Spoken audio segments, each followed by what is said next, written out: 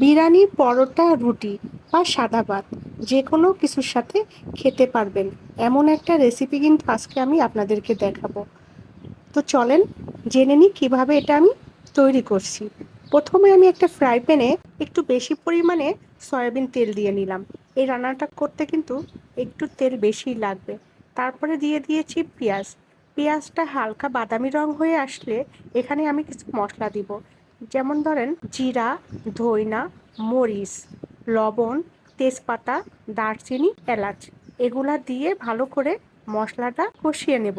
এই রান্নাটাই আপনি মশলা যত ভালোভাবে কষাবেন আপনার রান্নার টেস্টটা কিন্তু ঠিক ততটাই বেশি হবে। দিয়ে দিলাম 3-4টা কাঁচামরিচ, দিয়ে মশলাটা আমি আরও ভালো করে কষাই নেব। তারপরে দিয়ে দিব মুরগির মাংস। আমি এখানে মাংসের সাইজগুলো একটু বড় করেই নিয়েছি এবং বেশি মাংসও দিয়েছি। আর দিয়ে দিলাম 2টা আলু বোখারা। তো মাংস দিয়ে মশলার সাথে কষায়ে এখানে ঢেকে দিব কিছুক্ষণের জন্য। তারপরে এখানে দিয়েছি ভিনেগার আর দিয়েছি টমেটো সস। এগুলা দিয়ে মাংসটা ভালো করে মিক্সড করে নেব।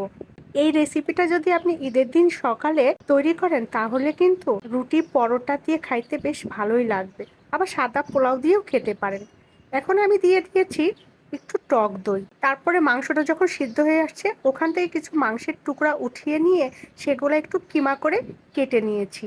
সেই কিমা করা মাংস আমি কিন্তু এই মশলার ভিতরে দিয়ে নেড়ে ছেড়ে নিচ্ছি।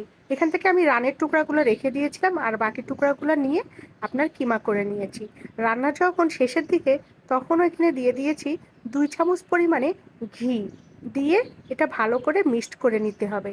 এই রান্নাটা কিন্তু পুরোটাই আপনি মিডিয়াম আঁচে করতে হবে। দেখুন আমার রান্না কিন্তু শেষ পর্যায়ে। কেমন লাগলো আজকে রান্নাটা? ঈদের দিন সকালে নাস্তার টেবিলে যদি এই আইটেমটা রাখেন তাহলে কিন্তু আপনার নাস্তার টেবিল জমে যাবে একদম। ধন্যবাদ সবাই।